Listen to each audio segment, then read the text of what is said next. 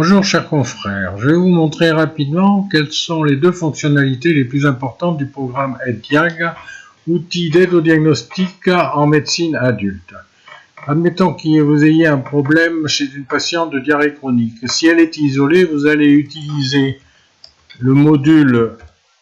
Consulter une fiche et vous allez ouvrir la fiche diarrhée chronique qui va vous donner des renseignements importants de physiopathologie dans la fenêtre centrale et dans l'autre fenêtre les 47 maladies qui sont liées à ce signe classé par fréquence des maladies.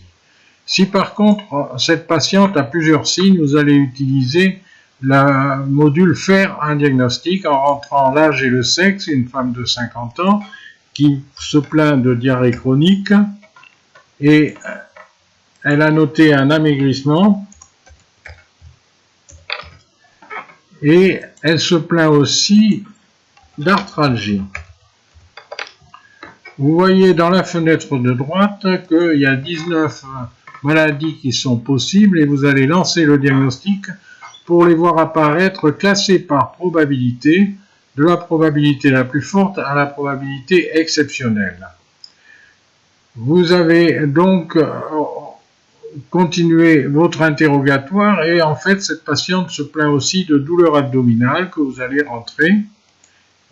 car le programme pose des questions en rapport avec les maladies trouvées. Ensuite, vous devez faire un bilan complémentaire et vous notez une anémie et le